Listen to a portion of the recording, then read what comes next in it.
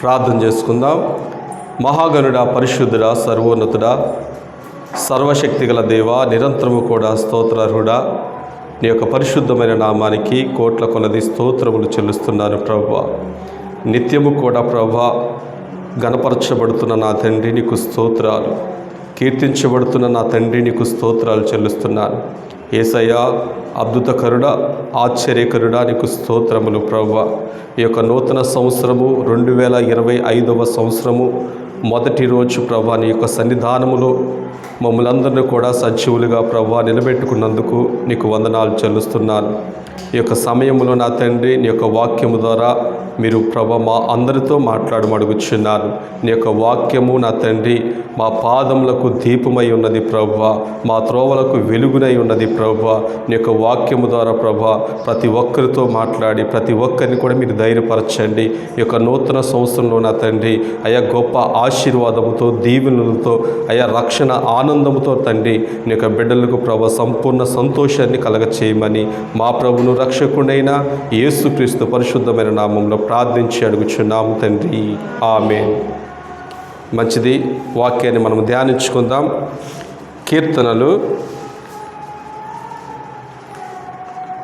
103వ కీర్తన 17వ వచనాన్ని చదువుకుందాం.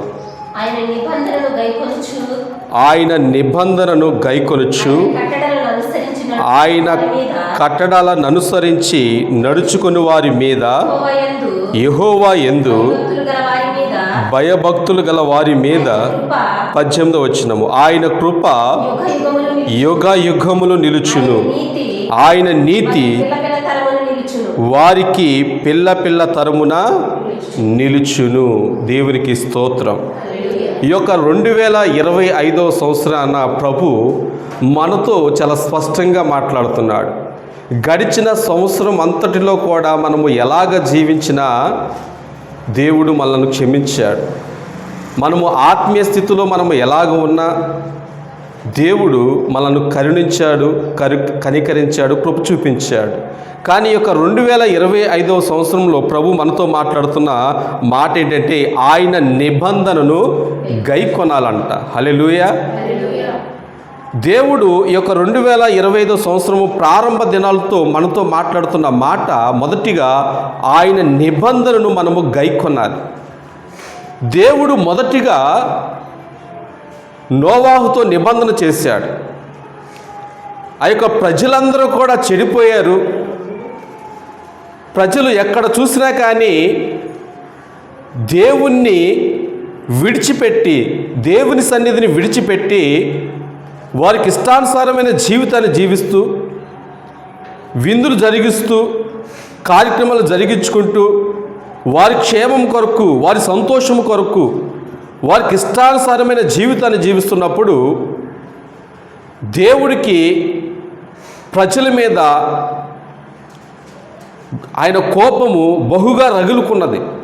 ఆ సమయంలో దేవుని యొక్క కనుదృష్టి నోవాహు మీద పడిందండి. ప్రజలందరూ చెడిపోయి ఉన్నారు, కానీ నోవాహు దేవుని ఎదుట యథార్థవంతుడిగా ఉన్నాడు. ఎందుకు ప్రజలందరూ చెడిపోయారు, నోవాహు ఒక్కడే ఎందుకు దేవుని దృష్టికి నీతిమంతుడిగా ఎంచబడ్డాడంటే అదే మాట ఇక్కడ ప్రభు మనతో మాట్లాడుతున్నాడు. ఆయన నిబంధనను గైకొంటున్నాడు. హల్లెలూయా. ఎందుకంటే దేవుడు అందరికీ కూడా ప్రత్యక్షంగా కనబడకపోయినప్పటికీ కూడా ఈ సృష్టిని చూసినప్పుడు, ఈ సృష్టిలో ప్రతి ఒక్కటిని చూసినప్పుడు దీన్ని కలగజేసిన ఒక సృష్టికర్త ఉన్నాడు. హల్లెలూయా. ఆయన ఈ సృష్టినే కాదు నన్ను కూడా కలగజేశాడు. ఈ సృష్టిని కలగజేసినప్పుడు వాటి కాలక్రమీణాన్ని కూడా దేవుడు నియమించాడు. వాటి కాలాన్ని కూడా దేవుడు నియమించాడు. ఒక మొక్కకి, అలాగే ఒక గడ్డికి, గడ్డి పువ్వుకి, అన్నిటికీ కూడా దేవుడు ఒక క్రమాన్ని పెట్టాడు. ఆ క్రమంలో అది ఉండాలి, ఆ క్రమం తప్పకూడదు. అట్లాగే దేవుడు మనుషులందరితో కూడా మాట్లాడుతున్నప్పటికీ కూడా మనుషులు దేవుని విసర్జించి దేవుణ్ణి తృణీకరించి జీవిస్తున్న ఆ యొక్క జీవితాల్లో నోవాహు చూడండి చాలా గొప్పగా అద్భుతంగా దేవుని ఎదుట కృప పొందుకున్నవాడుగా ఉన్నాడు. దేవుని ఎదుట నీతిమంతుడిగా ఉన్నాడు. కారణం ఏంటంటే ఆయన నిబంధన అంట నోవాహు గైకొంటున్నాడంట. మనం కూడా అనుకోవచ్చు, నేను భక్తిగా పెరుగుతున్నాను కదా, భక్తిలో జీవిస్తున్నాను కదా, ఆత్మీయ జీవితంలో నేను అభివృద్ధి పొందుతున్నాను కదా, నాకెందుకు ఈ కష్టము, నాకెందుకు ఈ శోధ, నాకెందుకు ఈ నాకు అన్నీ ఎందుకు అపజయం కలుగుతుంది, నాకు ఎక్కడికి వెళ్ళినా కానీ విజయం అనేది లేదు, నాకు ఎక్కడికి వెళ్ళినా సంతోషం లేదు, నాకు ఎక్కడికి వెళ్ళినా కానీ ఆనందం లేదు అని మనం అనుకోవచ్చు. కానీ దేవుల్లో ఉన్నామని మనం గుర్తెరగాలి. హల్లెలూయా. నోవాహు చూడండి, అక్కడున్న ప్రజలందరూ కూడా వాళ్ళు ఇష్టానుసారంగా జీవిస్తున్నప్పుడు నోవాహు కూడా అనుకోవచ్చు కదా, నేను కూడా వాళ్ళలాంటి మనుషున్నే కదా, నేను కూడా వాళ్ళలాంటి మనుషున్నే కదా, నేను కూడా అట్లా సంతోషించవచ్చు కదా అని అనుకోలేదండి. కారణం ఏంటంటే దేవుని యొక్క నిబంధనను నోవాహు పూర్తిగా గైకొన్నాడు. హల్లెలూయా. అందుకేనండి చూడండి, తన ప్రజలు ప్రతి ఒక్కరు కూడా ఆయన యొక్క నిబంధనను గైకొనాలి. ఎవరైతే ఆయన నిబంధన గైకొంటారో దేవుని యొక్క కృప వారికి ఆవరించబడుతుంది, వారికి అనుగ్రహించబడుతుంది. కృప వారికి శీఘ్రముగా దేవుడు అనుగ్రహించబోతున్నాడు. హల్లెలూయా. అందుకని ఆయన నిబంధన గురించి మనం ఒక మాటను మనము ధ్యానించుకుందాము. నిర్గమాకాండము 19వ అధ్యాయము 5వ వచనాన్ని మనము చదువుకుందాం. నిర్గమాకాండము 19వ అధ్యాయము 5వ వచనము. కాగా మీరు నా మాట శ్రద్ధగా విని నా నిబంధన అనుసరించి నడిచిన ఎడల మీరు సమస్త దేశ జనులలో నాకు స్వకీయ సాంపద్యమగుదురు. హల్లెలూయా. చూడండి, ఇక్కడ ప్రభువు చాలా ఆయన మాటను తెలియపరుస్తున్నాడు. తన ప్రజలైన ఇశ్రాయేలు ప్రజలతో ప్రభు మాట్లాడుతున్నాడు. మీరు నా మాట శ్రద్ధగా విని, అంటే నిబంధన స్థిరపరచబడాలంటే మొదటిగా దేవుని యొక్క మాట మనము శ్రద్ధగా వినాలి. వాక్యాన్ని మనము శ్రద్ధగా వినలేదనుకోండి, ఆయన నిబంధన ఏంటో మనకి అర్థం కాదు. మనము ఆయన స్వకీయ జనముగా మనం ఉండలేము. అందుకనే ప్రియమైన వారులారా, మనమందరం కూడా ఏం చేయాలంట, వాక్యాన్ని మనము శ్రద్ధగా వినాలి. ఈ మాటలు చెప్తుంది ఎవరో కాదండి, మోషే కాదు, దేవుడే తన మాటను తెలియపరుస్తున్నాడు. తన ప్రజలైన ఇజ్రాయేలుతో ఈ యొక్క మాటను తెలియపరుస్తున్నాడు. ఎందుకంటే ఈ యొక్క 2025వ సంవత్సరము మన జీవితంలో మనము ఆశించినట్లుగా జరగాలంటే మొదటిగా దేవుని యొక్క నిబంధన వాక్యాన్ని మనము గైకొనాలి. ఈ యొక్క వాక్యాన్ని మనము గైకొన్నప్పుడే ఈ యొక్క 2025వ సంవత్సరంలో మనము ఏం చేయాలో, మనము ఏమి సాధించాలో అంతా కూడా దేవుని యొక్క చిత్తానుసారంగా జరుగుతూ ఉంటుంది. హల్లెలూయా. ఈ సంవత్సరము మనము చాలా అనుకుంటాం. 2025వ సంవత్సరంలో, ఈ సంవత్సరంలో పలానాది నేను సాధించాలి, పలానాది నేను చెయ్యాలి, నేను అనుకున్నాను ఇది జరగాలి అని అనుకుంటాం. తప్పులేదు అది. ఇవన్నీ కూడా జరగాలంటే ఇక్కడ దేవుడు అదే మాట్లాడుతున్నాడు, నా మాట మీరు శ్రద్ధగా వినాలంట. ఎవరి మాట? దేవుని మాట మనము శ్రద్ధగా వినాలి. చూడండి, రేడియోలో మాటలు వస్తాయి, మనిషి కనపడకపోయినా కానీ రేడియో వినేవాళ్ళు చాలా శ్రద్ధగా ఆలకిస్తూ ఉంటారు. వాళ్ళు ఏం చెప్తున్నారో ఏంటో అని చాలా శ్రద్ధగా ఆలకిస్తూ ఉంటారు. రేడియోలో కూడా మాట్లాడే వాళ్ళు చూడండి, చాలా వాళ్ళు మాట టపా టపా టపా తోటాలు పేల్చినట్లే ఒక మాట అయిపోతే మరొక మాట టపా టపా చెప్తూ ఉంటారు. వినటానికి కూడా అది వినుసొంపుగా వాళ్ళకి ఉండులాగిన వాళ్ళు మాట్లాడుతూ ఉంటారు. ఆ మాటలకు చెవి ఎగ్గుతారు. అలాగే టీవీలో కూడా మాటలు, ఇట్లాగా ప్రతి ఒక్క మాటలు, ఈ యొక్క మాటలను బట్టి కాదు కానీ దేవుడు అంటున్నాడు, నా మాట మీరు శ్రద్ధగా వినాలి. ఎందుకంటే మీరు నా జనులై ఉన్నారు, నా ప్రజలై ఉన్నారు. ఇందాక మనం చదువుకున్న 100వ కీర్తనలో కూడా మనము ఆయన మేపు గొర్రెలమై ఉన్నాము, మనము ఆయన వారమై ఉన్నాము, ఆయన ప్రజలమై ఉన్నామండి. హల్లెలూయా. అందుకనే ప్రభు మీరు నా మాట శ్రద్ధగా వినండి అంటున్నాడు. చూడండి, శ్రద్ధగా వినేవాడికి జీవితంలో ఏదైనా సాధించగలుగుతాడు. ఏ మాట అయినా కానీ శ్రద్ధగా వింటున్నారనుకోండి, స్కూల్కి వెళ్ళారనుకోండి, శ్రద్ధగా మాటలు విన్నారనుకోండి, టీచర్గా చెప్తున్న మాటలు ఎగ్జామ్లో కూడా చక్కగా రాయటానికి మంచి జ్ఞానాన్ని పొందుకుంటాడు. చదువుకున్న పిల్లలు కూడా మంచి జ్ఞానాన్ని సంపాదించాలంటే, ఆ యొక్క పుస్తకంలో రాయబడిన యొక్క మాటలు జ్ఞానం పొందుకోవాలంటే టీచర్ చెప్పిన మాటలు శ్రద్ధగా వినాలి. అల్లచిల్లరగా తిరుగుతూ ఉంటే ఆ మాటలు మనం అర్థం చేసుకోలేమయ్యి. ఒక క్లాసులో టీచర్ చెప్తున్న ఆ మాటలు మనం శ్రద్ధగా వినగలిగితే మనము అనుకున్నది ఐఏఎస్ఆ లేకుంటే డాక్టరా, ఇంజనీరా అని మనం అనుకుంటాం కదా, మనం ఆశిస్తాము. నేను పెద్ద అయిన తర్వాత డాక్టర్ చదవాలి, లేకుంటే డాక్టర్గా, లేకుంటే లాయర్గా, లేకుంటే ఇంకా కలెక్టర్గా నేను చేయాలి అని మనం అనుకుంటాం. ఇవన్నీ కూడా మనం సాధించాలంటే మనం ఏం చేయాలి? ఆ స్కూల్లో, ఆ కాలేజీలో, ఆ యొక్క విద్యలో అంతట్లో కూడా మనము మన బోధకులు చెప్తున్న మాట మనం ఏం చేయాలంట? శ్రద్ధగా ఆలకించాలి. అదే ప్రభు మాట్లాడుతున్నాడు. దేవుని ప్రజలమైన మనము ఎవరి మాట మనం శ్రద్ధగా ఆలకించాలంటే దేవుని యొక్క మాట మనము శ్రద్ధగా ఆలకించాలి. ఈ 2025వ సంవత్సరం మనకి ఆశీర్వాదకరంగా మనకు ఉండాలని మనం కోరుకుంటే దేవుని యొక్క మాట మనం ఏం చేయాలంట? శ్రద్ధగా ఆలకించాలి. ఎక్కడైతే దేవుని యొక్క మాట శ్రద్ధగా ఆలకించే ప్రజలు ఉంటారో దేవుడు మరీ ఎక్కువగా మాట్లాడటానికి ఇష్టపడతాడు. మరి ఎక్కువగా వాళ్ళకి అనేక మాటలు తెలియపరుస్తానికి దేవుడు ఇష్టపడతాడు. మనం మాట్లాడుతున్నప్పుడు ఒక వ్యక్తితో మనం మాట్లాడుతున్నామండి, ఆయన వినకుండా వెళ్ళిపోతున్నాడు. మనం చెప్తామా? చెప్పలేం. మనం విను విను విను అంటే ఆయనకి వినబుద్ధి కావట్లేదు, వెళ్ళిపోతున్నాడు. దేవుడు కూడా అంతే. తన ప్రజలతో మాట్లాడుతున్నప్పుడు ప్రజలందరూ కూడా ఏం చేయాలంట? వినాలి, శ్రద్ధగా వినాలంట. అందుకనే ప్రభు మాట్లాడుతున్నాడు, నా నిబంధనను అనుసరించి నడిచిన ఎడల, చూడండి, మాట శ్రద్ధగా వినాలి. రెండోదిగా నిబంధనను అనుసరించి నడిచిన ఎడల. ఏమండి, దేవుడు కూడా ఒక నిబంధన పెట్టాడు. నా మాట వినాలి, ఆ యొక్క మాటను బట్టి నా నిబంధనను మీరు అనుసరించి నడిచిన ఎడల అని దేవుడు మాట్లాడుతున్నాడు. అంటే మాట వినటమే ఒక ఎత్తు అయితే, ఆ యొక్క మాటను బట్టి, ఆ యొక్క నిబంధన బట్టి ఇంకొకటి నడిచేది మరొక ఎత్తుగా ఉంది. హల్లెలూయా. అందుకని వాక్యాన్ని మనం ఏం చేయాలంట? చదవాలి, ధ్యానించాలి, అర్థం చేసుకోవాలి. హల్లెలూయా. అప్పుడే మనము ఎట్లా ఉంటామంట? సమస్త జనులలో నాకు స్వకీయ సంపద్యమగుదురని ప్రభు మాట్లాడుతున్నాడు. ఎక్కడ ఎంతమంది ప్రజలు ఉన్నప్పటికీ కూడా ఏ ప్రజలైతే ఆయన వాక్యాన్ని శ్రద్ధగా వింటారో, ఆయన నిబంధనను అనుసరించి నడుస్తూ ఉంటారో, అక్కడ ఆ ప్రజలు లేకుంటే ఆ యొక్క ప్రజలందరూ కూడా దేవునికి స్వకీయ జనాలుగా మారిపోతారు. దేవుని యొక్క సొత్తుగా మారిపోతారు ఆ ప్రజలు. హల్లెలూయా. ఏమండి, మనమందరం కూడా దేవుని సొత్తైన ప్రజలుగా మనం ఉండాలండి. దేవుని యొక్క సొత్తైన జనాలుగా మనము జీవించాలి. ఎందుకంటే మనము ఎవరికైనా కానీ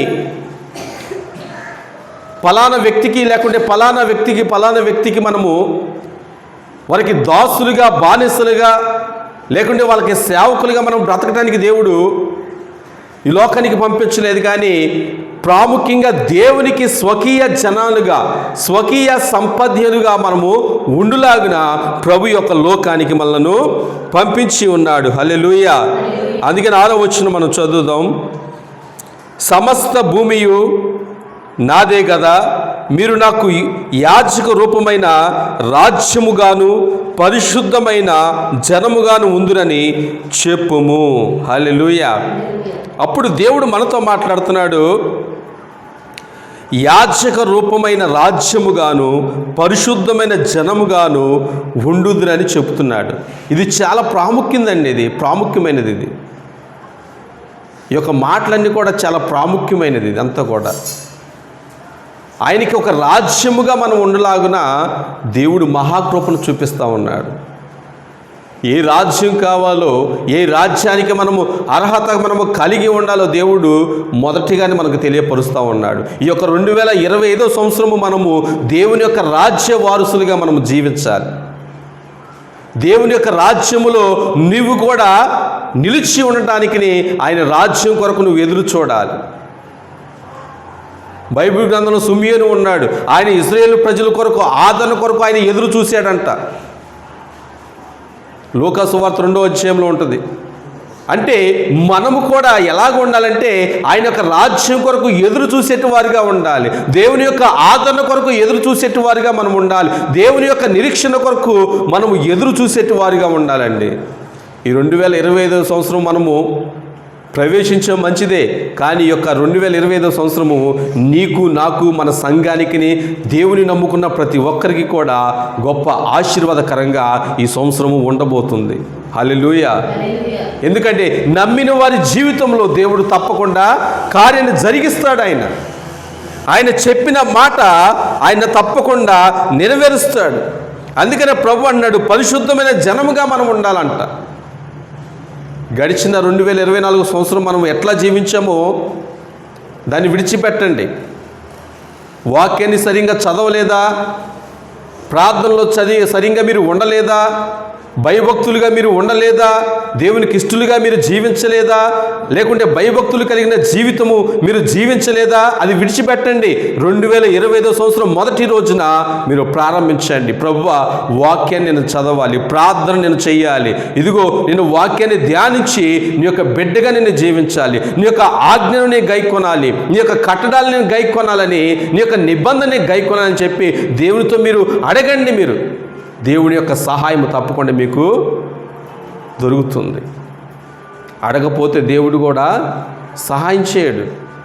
మనం అడిగి పొందుకోవాలి. అడుగుడి మీకు ఇవ్వబడునని దేవుడు తప్పకుండా చెప్పాడు. ఆ మాట ఏమన్నాడు? అడుగుడి మీకు ఇవ్వబడును. మనము దేవుని ప్రజలమే కాకుంటే అడగలేక చాలామంది ఏం చేస్తున్నారంట, పొందుకోలేకపోతున్నారు. గడిచిన సంవత్సరంలో మనం ఏది అడగలేదో ఈ సంవత్సరంలో మనం అడగటానికి మనం ప్రయత్నం చేయాలి. ప్రభువా, ఇదిగో నేను అడుగుతున్నాను, నేను చదువులో గొప్పగా రాణించాలి, లేకుంటే నా యొక్క బిజినెస్లో నేను గొప్పగా రాణించాలి, నా ఆత్మీయ జీవితంలో నేను గొప్పగా రాణించాలి. ఎందుకంటే ఇక్కడ పరిశుద్ధమైన జనముగా నేను ఉండులాగా నాకు సహాయం చేయి అని దేవునితో మనము అడగాలండి. తన ప్రజలు ఎప్పుడు కూడా దేవునికి అయిష్టులుగా జీవించడం దేవుని యొక్క చిత్తమే కాదు.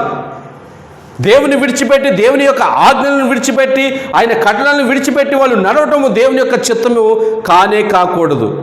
అందుకని దేవుడు తన ప్రజలతో మాట్లాడుతున్నారు. మీరు ఎట్లాగా ఉండాలంట, ఆయనకి ఒక రాజ్యంగా మీరు ఉండాలండి. యాజక రూపమైన రాజ్యముగాను పరిశుద్ధమైన జనముగా మనం ఉండాలంట. అటువంటి ప్రజలుగా మనం ఉండాలని దేవుడు ఆయన తన నిబంధన తెలియజేస్తూ ఉన్నాడు. హల్లెలూయా. మరొక మాట మనం చదువుకుందాము. నిర్గమాకాండం 31వ అధ్యాయము 16-17 వచనాలు మనం చదువుకుందాం.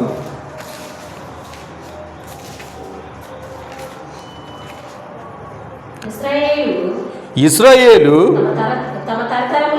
తమ తరతరములకు విశ్రాంతి దినాచారమును అనుసరించి ఆ దినమును ఆచరించవలెను. అది నిత్య నిబంధన, నాకును ఇశ్రాయేలుకును అది ఎల్లప్పుడూ గురుతై ఉండును. హల్లెలూయా. చాలండి అంతవరకే. ఈ యొక్క మొదటి రోజున ప్రభు మనతో మాట్లాడుతున్న మరొక మాట ఏంటంటే, మనము చేయవలసిన ఒక పని ఏంటంటే విశ్రాంతి దినాచారములను అనుసరించి ఆ దినములను ఆచరించవలెనని ప్రభు మనతో మాట్లాడుతున్నాడు. కింద కూడా మనం చదివితే 17వ వచనము, నాకును ఇశ్రాయేలుకును అది ఎల్లప్పుడూ గురుతై ఉండును. అంటే ఇప్పుడు మనము ఆదివారం నాడు మనం ఏం చేయాలంటే అది విశ్రాంతి దినము. అది ఆ యొక్క విశ్రాంతి దినములో మనం అది తప్పకుండా మనము ప్రభు యొక్క సన్నిధిలో మనం కనబడాలి. అది ఎందుకంటే ఈ యొక్క 2025వ సంవత్సరం మనకి ఆశీర్వాదకరంగా దేవుడు మనకి మార్చబోతున్నాడు. కాబట్టి మనము ఆస్వాదించబడాలంటే, మనము దీవించబడాలంటే దేవునికి గుర్తైన ఆ యొక్క విశ్రాంతి దినాన్ని మనం ఏం చేయాలంట, తప్పకుండా మనము ఆచరించాలి. దేవుని ప్రజలు తన సన్నిధికి రాకుండా ఎక్కడెక్కడో జీవించడము దేవునికి ఇష్టం కాదు. తప్పకుండా దేవుని యొక్క సన్నిధిలో ప్రతి ఆదివారం ప్రతి శుక్రవారం కూడా ఆయన సేవించడానికి, ఆయన స్తుతించడానికి, ఆయన నామని ఘనపరచుటకు ఆయన సన్నిధిలోకి మనము రావాలి. అందుకనే ప్రభు అన్నాడు, అది ఎల్లప్పుడూ గురుతై ఉండును అంటున్నాడు. చూడండి, దేవుడు ఖండితంగా చెప్పేస్తున్నాడు ఇశ్రాయేలు ప్రజలకు. ఆయన ఒక నిబంధన చెప్తున్నాడు. ఏంటి ప్రభు నీ నిబంధన అంటే, ప్రతి విశ్రాంతి దినాన్ని నువ్వు జ్ఞాపకం తెచ్చుకోవాలి. ఇది ప్రభు దినము, ఇది ప్రభుని సేవించే దినము, ఇది ప్రభుని ఘనపరిచే దినము, ప్రభుని ఇంకా కొనియాడే దినం అని చెప్పి ఆయన సన్నిధిలోనికి మనం రావాలి. ఆయన సన్నిధిలోనికి మనం వచ్చి ఆయన్ని మనసారా మనము స్తుతించాలి, ఘనపరచాలి, ఆయన్ని కొనియాడాలి. మనం ప్రార్థనలు చేయాలి, పాటలు పాడాలి, సంతోషంతో ఉత్సాహంతో ఆయన నామాన్ని మనం ఏం చేయాలంటే ఘనపరచాలి. అందుకనే ప్రభు కింద ఇంకా మాటలు మనం చదివితే, ఏలయనగా 6 దినములు యెహోవా భూమి ఆకాశములను సృజించి 7వ దినమున పని మాని విశ్రమించనని చెప్పుము. ఏం చేశాడండి మన దేవుడు? 6 దినాల్లో యొక్క సృష్టిని అంతని కూడా సృష్టించేశాడు. చూడండి, ఎందుకు విశ్రాంతి దినాన్ని మనము ఆచరించాలంటే, సాక్షాత్తు దేవుడే మాట్లాడుతున్నాడు. నేను 7 దినాల్లో 6 దినాలు నేను పని చేశాను, 7వ దినాన నేను విశ్రమించానని ప్రభు మాట్లాడుతున్నాడు. ఇక్కడ ఆ యొక్క మాటలకు మనము అర్థాన్ని మనం తెలుసుకోవాలంటే, ప్రభు మనకి కూడా 6 దినాలు కష్టపడడానికి దేవుడు సహాయాన్ని అనుగ్రహిస్తూ ఉన్నాడు, కృపను అనుగ్రహిస్తూ ఉన్నాడు. 6 దినాలు మనము చక్కగా మనము పని చేసుకోవచ్చు. కానీ 7వ దినం వచ్చినప్పుడు, ఆదివారం వచ్చినప్పుడు దేవుని యొక్క సన్నిధిలోనికి మనం కనపడాలి. ఎందుకంటే అది నువ్వు విశ్రమించాలి. అది నువ్వు చూడండి, డాక్టర్ గారి దగ్గరికి వెళ్ళినా, ఏదన్నా రోగంతో లేకుంటే అనారోగ్యంతో ఉన్నప్పుడు డాక్టర్ గారి దగ్గరికి వెళ్ళినా కానీ వాళ్ళు మాట్లాడే మాట ఏంటి? ట్రీట్మెంట్ చేసిన తర్వాత, ఏమండి మీరు వెళ్ళండి, ఒక వారం రోజులు లేకుంటే ఒక 10 రోజులు రెస్ట్ తీసుకోండి అంటారు. లేకుంటే రెస్ట్ కాదు, వెళ్ళి పని చేయమంటారు ఎక్కడైనా డాక్టర్ గారు? ఏ డాక్టర్ కూడా చెప్పడు. ఏదైనా వైద్యం చేసిన తర్వాత ఆయన ఏమంటాడు, ఏమండి మీరు రెస్ట్ తీసుకోండి, ఎందుకంటే మీరు రెస్ట్ తీసుకుంటే చాలు మీ ప్రాణం తెప్పరిల్లుతుంది. హల్లెలూయా. మీకు ఆరోగ్యం వస్తుంది. హల్లెలూయా. చూడండి, డాక్టర్ గారే ఒక మంచి సలహా ఇస్తూ ఉన్నారు. అట్లాగే దేవుడు చూడండి ఎంత మంచిగా చెప్తా ఉన్నాడో. 7 దినాల్లో 7 దినాలు మన కొరకు వినియోగించుకోకూడదు. 6 దినాలు ఏమండి, 7 దినాల్లో 7 రోజులు ఒకరోజు దేవునికి ఇవ్వటం మంచిదా, లేకుంటే 6 దినాలు దేవునికి ఇవ్వటం మంచిదా? దేవుడు 1 దినం ఇవ్వమంటున్నాడు, కానీ 6 దినాలు ఇవ్వమంటే, ఒకరోజు నువ్వు కష్టపడు 6 దినాలు నాకు ఇవ్వమంటే, మనుషులు బ్రతకడం కూడా కష్టమైపోద్ది. మీకు అసలు ఒకరోజు దేవునికి ఇవ్వడానికి చాలా ఇబ్బంది పడిపోతూ ఉన్నారు. అలాగే దేవుడు రివర్స్లో ఇప్పటి నుంచి ఒక్కరోజు మీరు తీసుకోండి, 6 దినాలు నాకు ఇవ్వండి అంటే, ఆదివారమే మేము రాలేకపోతున్నామండి, శుక్రవారమే రాలేకపోతున్నామండి, ఇబ్బంది ఎక్కట్లాగా మనం చెప్తూ ఉంటాం. కానీ దేవుడు చూడండి ఎంత కృప కలిగిన దేవుడు. మీరు 6 దినాలు మీరు తీసేసుకోండి, కష్టపడండి, శ్రమ పడండి, కుటుంబాన్ని పోషించుకోండి, మీరు బాగుండండి, చక్కగా మీ రెక్కల కష్టార్జితాన్ని మీరు తినండి. ఇదిగో 7వ దినాన మీరు చక్కగా విశ్రాంతి తీసుకొని నా సన్నిధికి వచ్చి మీరు మొరపెట్టండి, మరలా మీకు దీర్ఘాయువుని ఇస్తాను, మీకు నూతన శక్తిని ఇస్తాను, మీకు నూతన జ్ఞానాన్ని ఇస్తాను, నూతన వివేచనని ఇస్తానని చెప్పి దేవుడు ఎంతగా మాట్లాడుతున్నారు చూడండి. మన దేవుడు కరుణా వాత్సల్యం కలిగిన దేవుడు అండి, కృపామయుడు, ఆయన కనికర పూర్ణుడు అన్నమాట. మన మీద ఎంత కృప చూపిస్తూ ఉన్నాడు. హల్లెలూయా. అందుకనే ఇంకొక మాట మనం చదువుకుందాం. మత్తయి సువార్త 26వ అధ్యాయము 28వ వచనాన్ని, క్రొత్త నిబంధన ప్రభువైన యేసుక్రీస్తు వారు మనతో చేసిన నిబంధన మనం చదువుకుందాం. మత్తయి చదవమ్మా. పాప క్షమాపణ నిమిత్తము అనేకుల కొరకు చిందింపబడుచున్న నిబంధన రక్తము. చాలండి, నిబంధన అన్న దగ్గర ఒక మార్క్ వేస్తుంది. అది కింద మన ఫుట్ నోట్లు మనం చూస్తే క్రొత్త నిబంధన. ప్రభువైన యేసుక్రీస్తు వారు ఆయన శిలువ మరణాన్ని పొందక మునిపే తన శిష్యులతో మాట్లాడుతూ ఉన్నారు.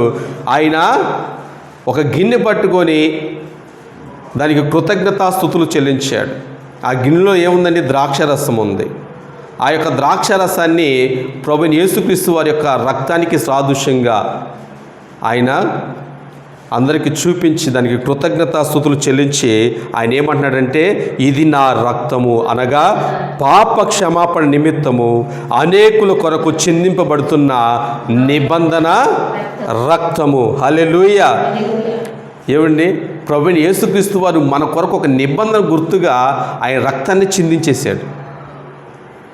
అసలు ఎంత త్యాగమో! ఆయన కరుణామయుడని మనము అనుకుంటున్నాము. అట్లా అదే రీతిగా ఆయన తన కరుణ చూపించాడండి, తన కృపను చూపించాడు. ఆయన ఇంకా కూడా శిలువ మరణాన్ని పొందుకోక మునిపే, ఇదిగో నేను మీ కొరకు రక్తం చిందించబోతున్నా, మీ పాపముల కొరకు రక్తం చిందించబోతున్నా, మీ అపరాధముల కొరకు నేను రక్తం చిందించబోతున్నా, ఇదిగో నా నిబంధన రక్తం అని ప్రభు మాట్లాడుతున్నాడు.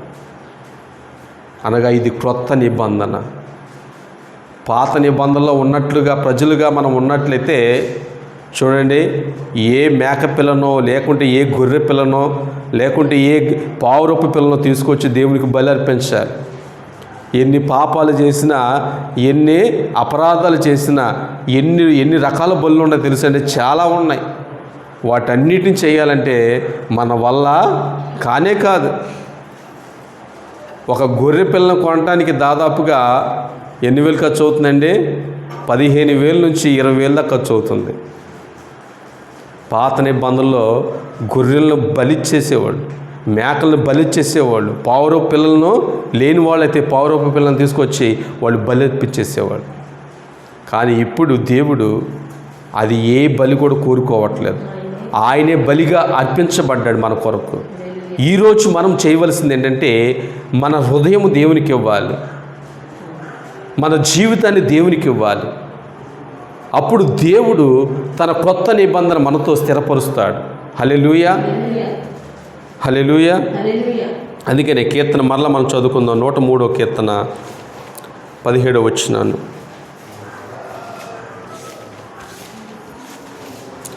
ఆయన నిబంధనను గైకొనుచు ఆయన కట్టడలను అనుసరించి నడుచుకుని వారి మీద, యెహోవా యందు భయభక్తులు గల వారి మీద ఆయన కృప యుగ యుగములు నిలుచును.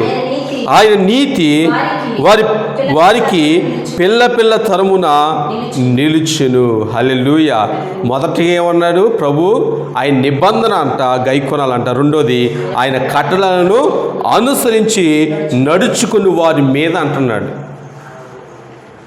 నిబంధన గురించి ఇప్పటి వరకు కూడా మనము విన్నాం. ఆ నిబంధన గురించి మనం విన్నాము. ఆ యొక్క నిబంధన బట్టి మనము జీవించాలి.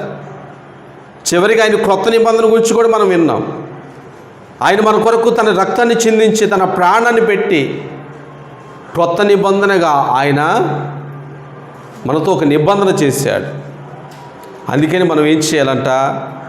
దేవుని యొక్క ప్రతి ఒక్క నిబంధనను మనం గైకొనాలి. ఆయన వాక్యాన్ని మనం గైకొనాలి. 1 యోహాను 2వ అధ్యాయం 5వ వచనంలో కూడా ఒక మాట మనం చదువుకుందాం.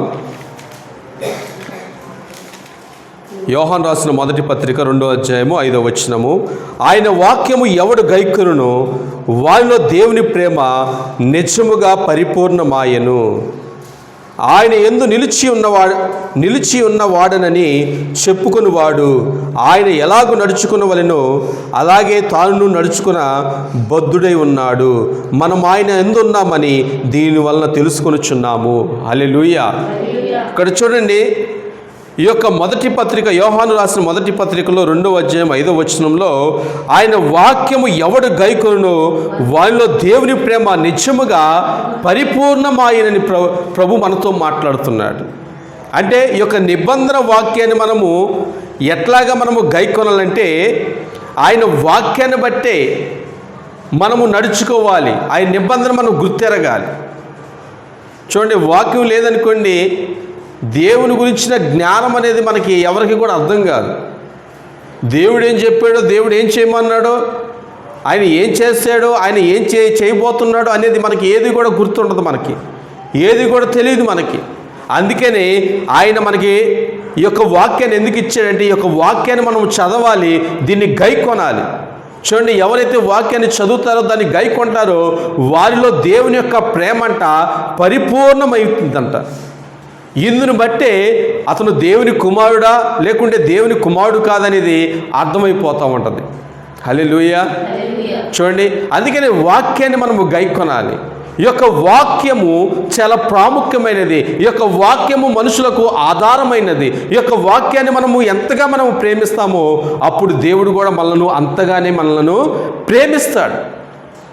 వాక్యాన్ని ప్రేమించలేదనుకోండి, దేవుడు మనల్ని ప్రేమించడు. ఎందుకంటే వాక్యం అంటే ఎవరు? యేసయ్యే. వాక్యం అంటే దేవుడే. ఆయన్ని మనం ప్రేమించాలి. అందుకనే ఎవడు గైకొనునో వాళ్ళలో దేవుని ప్రేమ నిత్యముగా పరిపూర్ణమవుతుంది. అంటే ఎవడైనా ఇక్కడ అతను పెద్దవాడైనా చిన్నవాడైనా ఎవరైనా కానీ గైకొనాలని దేవుడు చాలా స్పష్టంగా మాట్లాడుతుంది. చిన్నపిల్లలు కూడా వాక్యాన్ని గైకొనాలి. వాక్యాన్ని గైకొని వాక్య ప్రకారంగా జీవించాలి. చిన్నపిల్లలు కూడా దారి తప్పిపోవడం దేవుని యొక్క చిత్తము కాదు. చిన్నపిల్లలు కూడా దేవునికి ఇష్టలుగా జీవించాలి, దేవునికి ఇష్టలుగా వాళ్ళు బ్రతకాలని దేవుడు మనతో మాట్లాడుతున్నాడు. హల్లెలూయా. రెండో మాటగా యోహాను సువార్త 1వ అధ్యాయము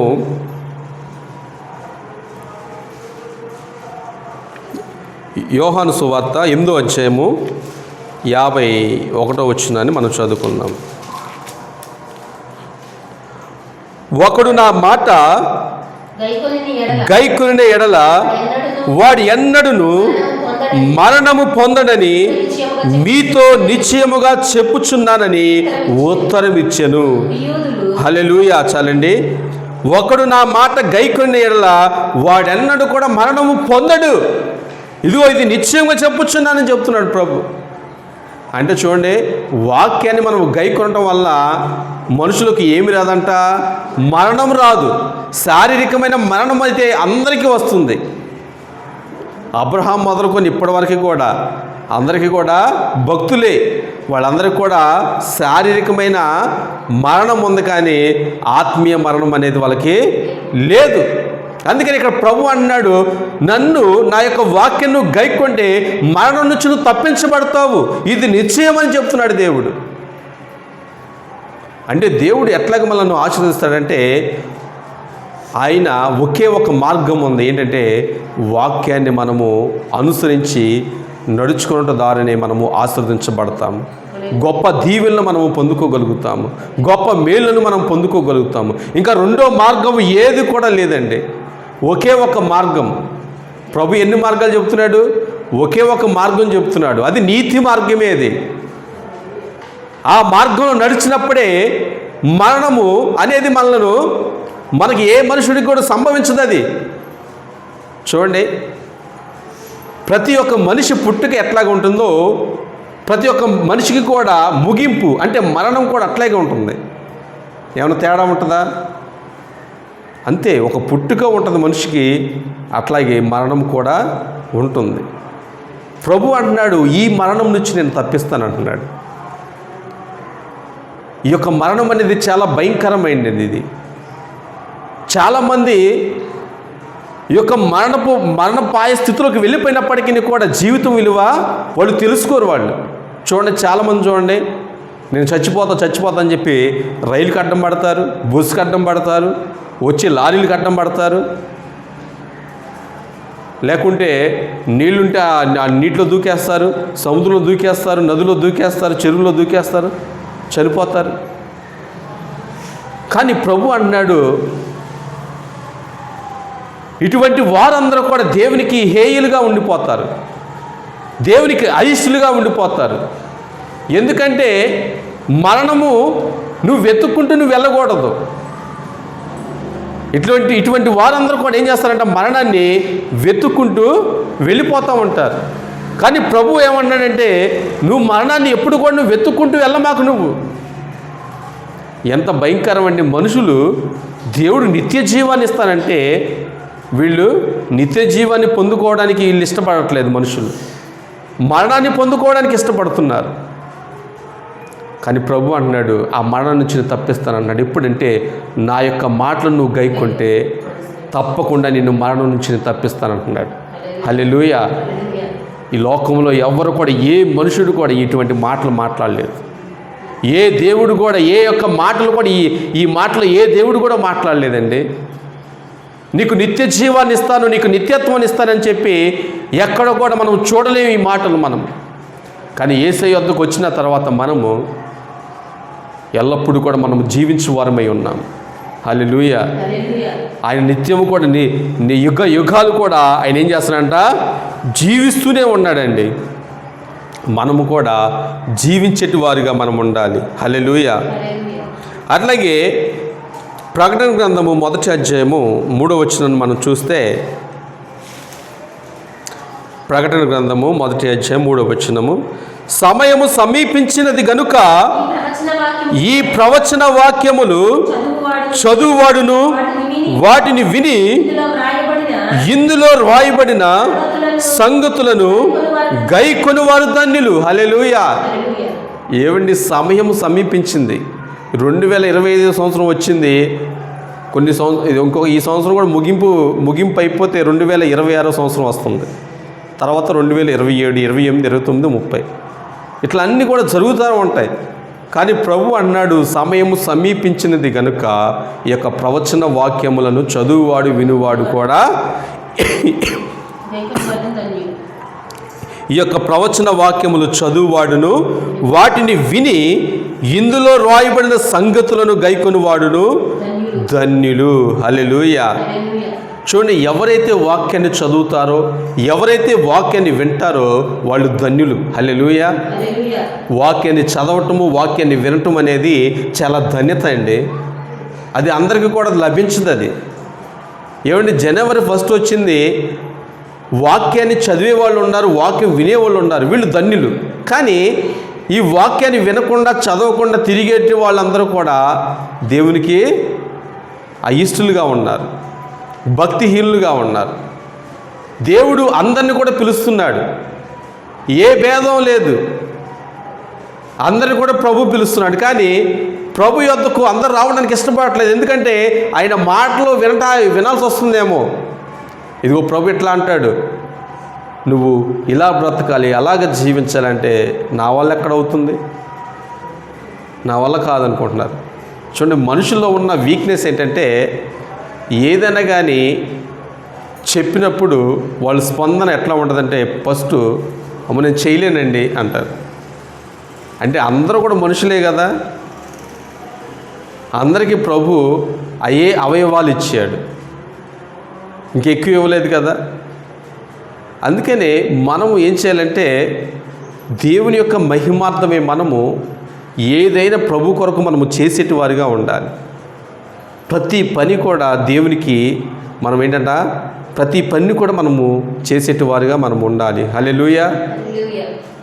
అందుకనే చూడండి, చదువువాడును వాటిని విని ఇందులో రాయబడిన సంగతులను గైకొని వాడును ధన్యుడు అంటున్నాడు. చూడండి, సమయం అనేది చాలా తక్కువగా ఉందండి.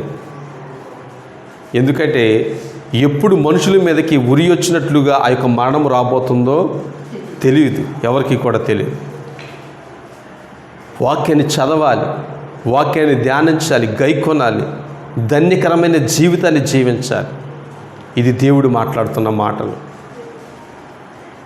మనకి ఈ యొక్క ఆశీర్వాదం కావాలంటే, దీవెనలు కావాలంటే మనము వాక్యాన్ని మనము చదవాలి, దాన్ని వినాలి, గైకొనాలి. అప్పుడే మనము ధన్యకరమైన జీవితాన్ని మనము జీవించగలుగుతాం. హల్లెలూయా. అదే కీర్తనలో 119వ కీర్తన 25వ వచనము, అక్కడ ఒక మాట ఉంటుంది, నీ వాక్యము చేత నన్ను బ్రతికించుమంటాడు భక్తుడు. హల్లెలూయా. 119వ కీర్తన 25వ వచనము, నా ప్రాణము మంటిని హత్తుకొనుచున్నది, నీ వాక్యము చేత నన్ను బ్రతికింపుము. చాలండి. ఏమండి, ఎలాగ మనుషుడు బ్రతుకుతాడంటే ఆయన వాక్యము చేతనే బ్రతుకుతాడు. ఈ 2025 సంవత్సరం అంతా కూడా క్షేమకరంగా జీవించాలి, మంచిగా బ్రతకాలి అనుకుంటే చేయాల్సింది ఏంటంటే ఆదికాండం నుంచి ప్రకటన గ్రంథం వరకు కూడా ప్రతి ఒక్క మాటను నువ్వు చదివేటివాడిగా ఉండాలి. ప్రతి ఒక్క మాటను కూడా నువ్వు చదివి విని ఆ యొక్క సంగతులన్నింటినీ కూడా నువ్వు గైకొనేటి వాడిగా నువ్వు ఉండాలి. అందుకనే భక్తుడు అంటున్నాడు, నీ వాక్యము చేత నన్ను బ్రతికించు. ఇంకా దేనివల్ల కూడా నేను బ్రతకలేను, ఇంకా నీ యొక్క వాక్యమే నన్ను బ్రతికిస్తుంది. అదే 119వ కీర్తన చదవండి. నీ వాక్యము నన్ను బ్రతికించి ఉన్నది, నా బాధలో ఇదే నాకు నెమ్మది కలిగించుచున్నది. హల్లెలూయా. ఏమండి, బాధలో కూడా మనకి నెమ్మది కలిగించేది ఏంటి? వాక్యమే. అందుకే 119వ కీర్తన 105వ వచనము, నీ వాక్యము నా పాదములకు దీపము, నా త్రోవకు వెలుగునై ఉన్నది అని కీర్తనకారుడు మాట్లాడుతున్నాడు. మన పాదములు అంటే చూడండి, మనం ఎక్కడికి వెళ్ళినా కానీ మన పాదాలు ఇట్లా వెళుతూనే ఉంటాయి. కానీ మన పాదాలకి కూడా దేవుడు ఒక మార్గాన్ని సిద్ధపరుస్తూ ఉన్నాడు. వాక్యం చదివి ప్రార్థన చేసి దేవుని యందు భయభక్తులు కలిగి నువ్వు బయలుదేరుతున్న ఆ యొక్క ప్రతి ఒక్క ప్రాంతానికి కూడా దేవుడు నీకు ఒక మార్గాన్ని సిద్ధం చేస్తున్నాడు. అందరూ వెళతారు, వస్తారు, కానీ ఎటువంటి ఆశీర్వాదాన్ని పొందుకోరు. ఎవరైతే ప్రార్థనలో ఉంటారో, వాక్యంలో ఉంటారో, భయభక్తులుగా ఉంటారో దేవుడు వారి మార్గాన్ని సరళం చేస్తాడు. హల్లెలూయా. అది తప్పకుండా వారి యొక్క మార్గంలో సురక్షితంగా వెళతారు, సురక్షితంగా ఇంటికి చేర్చబడతారు. ఎంత ధన్యకరమైన జీవితం చూడండి. అందుకేనంట త్రోవకు వెలుగే ఉన్నదంట. చూడండి, కొంతమంది ఆ మార్గంలో నడుస్తూనే ఉంటారు, కానీ కొంతమందికి దెబ్బలు తగులుతూ ఉంటాయి. మార్గంలోనే నడుస్తూ ఉంటారు, కూడా కొంతమంది ప్రాణాలు విడిచిపెట్టేస్తూ ఉంటారు. ఎక్కడికి వెళ్ళిన వాళ్ళకి సేఫ్టీ అనేది ఉండదు. ఇక్కడ అదే ప్రభు మనతో మాట్లాడుతున్నాడు. ఆ వెలుగు ఎవరంటే సాక్షాత్తు ప్రభుని యేసుక్రీస్తు వారి. హల్లెలూయా.